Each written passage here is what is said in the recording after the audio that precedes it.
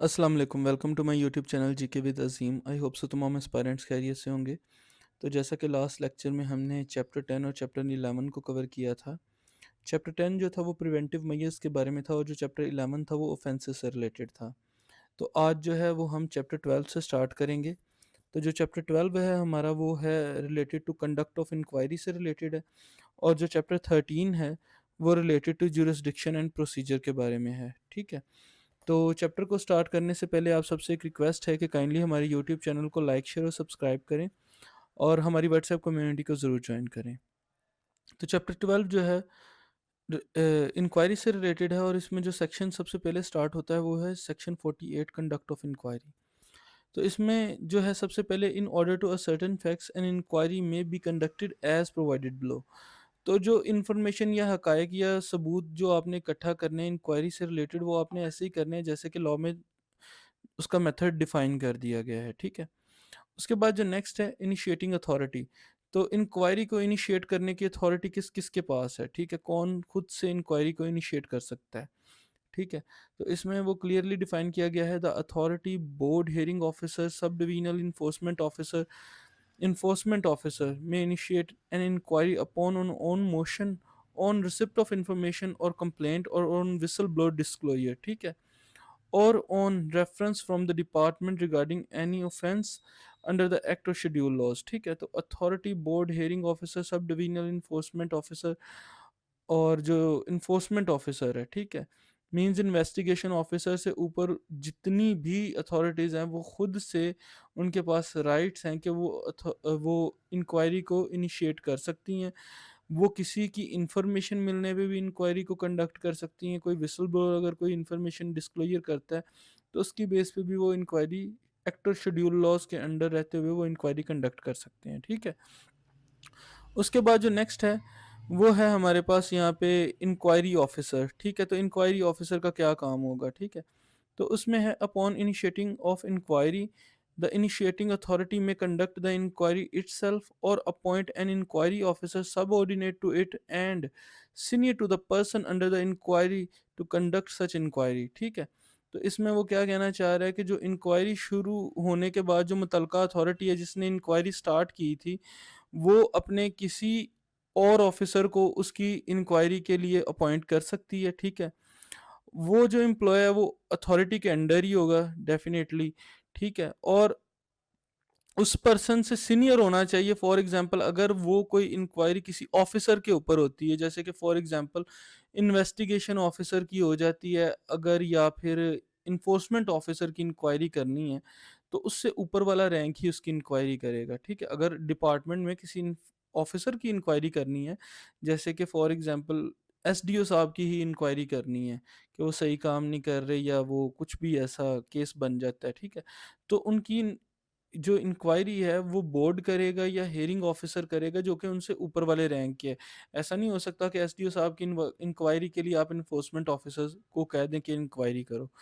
तो ये भी एक चीज़ आपने देखनी है कि अथॉरिटी किसी को भी अपॉइंट कर सकती है, लेकिन अगर वो डिपार्टमेंट के अंदर है तो वो उससे ऊपर वाले रैंक को करेगी। ठीक है। उसके बाद नेक्स्ट जो है हमारे पास वो है procedure to conduct inquiry. The inquiry officer may inspect the site, pursue the record, get the statement recorded, and take such other measures to ascertain the facts, occurrence, omissions, and scenarios as may prescribe। ठीक है। तो inquiry officer जो होगा वो उस जगह का मुआयना करेगा, बयान लेगा, डॉक्यूमेंट्स को कलेक्ट करेगा, उसके बाद गवाहों से उनके बयानात लेगा, और इस तरह के वो जो काम है वो इन्वेस्ट जो इंक्वायरी ऑफिसर होगा वो करेगा। ठीक है। तो इसमें जो नेक्स्ट है हमारे पास वो है पावर्स ऑफ सिविल कोर्ट। तो इसमें वो क्या बता रहा है कि देखें जो सिविल कोर्ट की पावर्स हैं वो इंक्वायरी ऑफिसर्स को ग्रांट की जाएंगी। ठीक है। For the purpose of inquiry. ठीक है। तो यहाँ पे वो क्लियरली मेंशन किया गया है, for the purpose of inquiry the inquiry officer shall have all the powers of civil court under the code of civil procedure 1908। ठीक है, इंक्लूडिंग समनिंग, ठीक है, enforcing attendance of any person.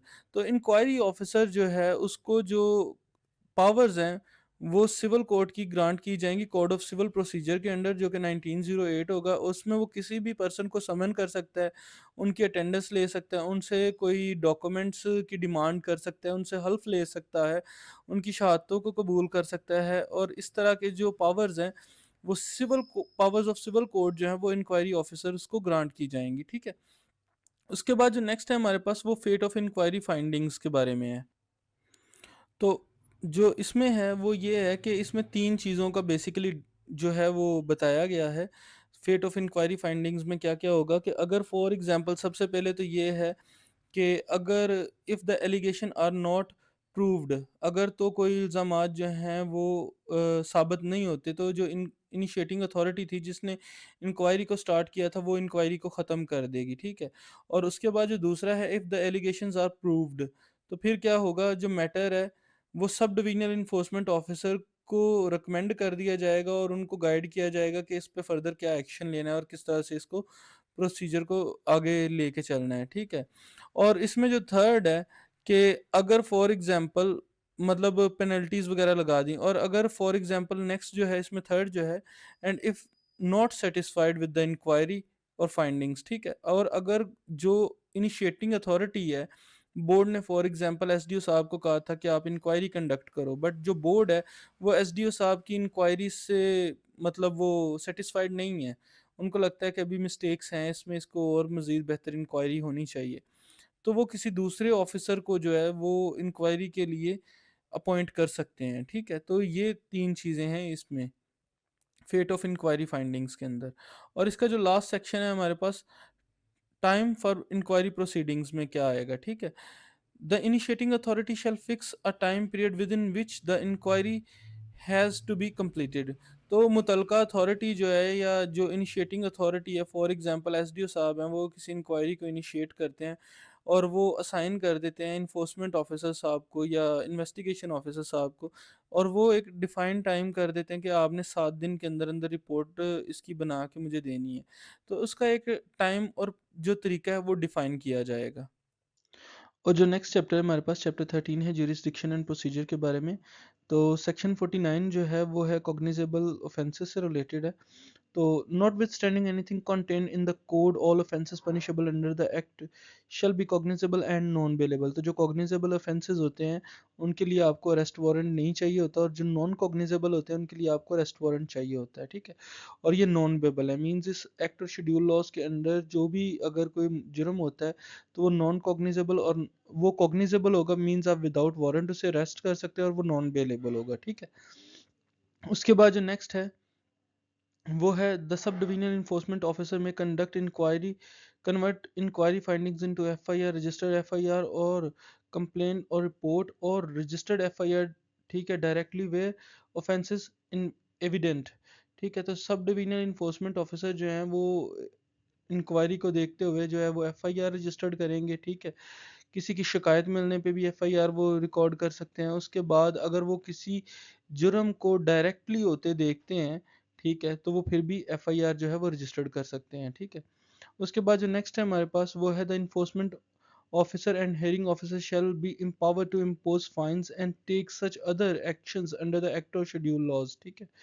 तो enforcement officer और hearing officer साहब जो हैं उनके पास एक्ट और शेड्यूल लॉज के अंडर ये पावर है कि वो किसी को अपनी लिमिट्स में रहते हुए जो कि उनके पास इख्तियार दिया गया है उसके अंडर वो फाइन भी कर सकते हैं। उसके बाद जो नेक्स्ट है, an offence under the act shall be try triable by the magistrate appointed under the section 14 A of the court, ठीक है। तो इस एक्ट और शेड्यूल लॉ के अंडर जो ट्रायल है वो मजिस्ट्रेट करेंगे, ठीक है। और वो जो है वो अंडर सेक्शन 14 ए के अकॉर्डिंग वो अपॉइंट किए जाएंगे। तो ये लास्ट टाइम जो है ये एसडीओ पैरा के जो एमसीक्यूज थे उसमें भी ये आया था कि मजिस्ट्रेट को किस एक्ट और शेड्यूल लॉ के अंडर अपॉइंट किया जाएगा, तो वो 14 ए है, ठीक है। तो ये आपने एमसीक्यूज पॉइंट ऑफ व्यू से ज़रूर याद करना है। जो नेक्स्ट सेक्शन है हमारे पास, सेक्शन 50 है, जो कि रिलेटेड टू है बार ऑफ जुरिस्डिक्शन के रिलेटेड, कि किस अदालत के पास क्या राइट्स है और आप उससे हट के क्या किसी अदालत में अपील कर सकते हैं। तो यहाँ पे क्लियरली मेंशन है, और ये एमसीक्यूज़ के पॉइंट ऑफ व्यू से भी यहाँ से नीचे जितने भी एमसीक्यूज़ हैं, बल्कि ये पूरा चैप्टर ही बहुत इंपॉर्टेंट है। तो यहाँ पे जो डिफाइन किया गया है, no court other than the court shall have jurisdiction to question validity और action order or proceeding taken under the act or grant any injunctions or stay expect by the way appeal under the act। ठीक है, तो अगर आपको इस special court से या court of session से कोई अहकामात मिलते हैं या उस एक्ट के तहत कोई हुक्म दिया जाता है, कार्रवाई पे कोई सज़ा मिलती है, तो आप उसको किसी दूसरी अदालत में चैलेंज नहीं कर सकते, बल्कि आपको उसी अदालत के अंदर रहते हुए एक्ट और शेड्यूल लॉज के अकॉर्डिंग आप वो अपील करेंगे। ठीक है, उसके बाद जो नेक्स्ट है वो सेक्शन 51 है, रिप्रेजेंटेशन से रिलेटेड। तो ये भी बहुत इंपॉर्टेंट है, और इसमें लास्ट टाइम एक क्वेश्चन भी आया था कि कमिश्नर साहब ने अपील को कितने दिन में सॉल्व करना होता है। ठीक है, तो वो अपील से रिलेटेड था, लेकिन ये रिप्रेजेंटेशन और अपील जो है ये बहुत इंपॉर्टेंट है। ठीक है, तो इसमें क्या है कि any offender or complaint aggrieved by any action, order or penalty imposed by the enforcement officer may submit a representation before the hearing officer in the prescribed manner। ठीक है, तो कोई भी ऐसा मुजरिम या कोई भी ऐसा मजलूम जिसको लगता है कि उसके साथ ज्यादती हुई है इन्फोर्समेंट ऑफिसर की तरफ से, वो जो है वो हेयरिंग ऑफिसर साहब को शिकायत जमा करवा सकता है। ठीक है, उसके बाद जो नेक्स्ट है अपील्स।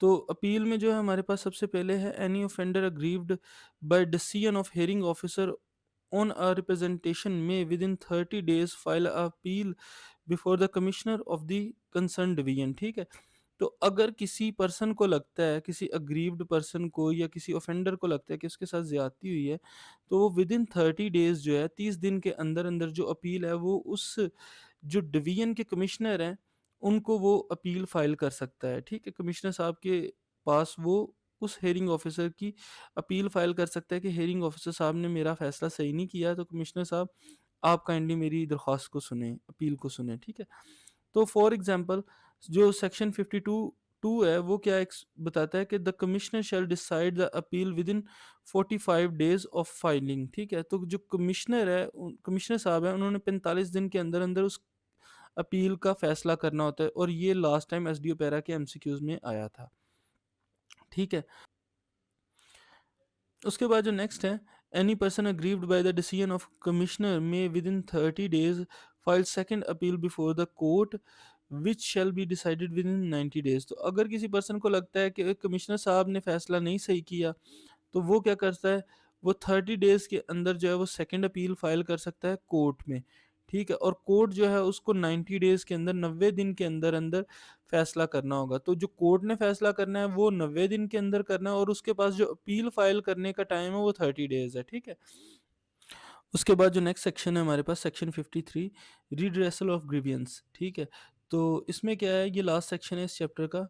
इ- इसमें है any person aggrieved by alleged misuse of authority by an officer employee may file complaint before the grievance redressal commissioner or if none is appointed before the chairperson of the board।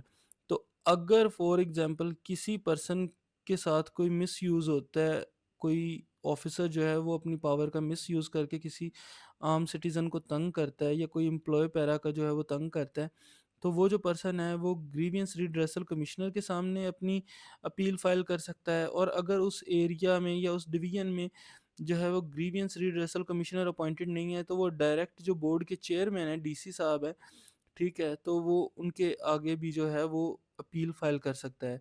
तो इसी के साथ हमारा जो chapter है, chapter 13 उसका and होता है। अपना बहुत सा ख्याल रखिएगा, मिलते हैं आपको नेक्स्ट वीडियो में। अल्लाह हाफिज़।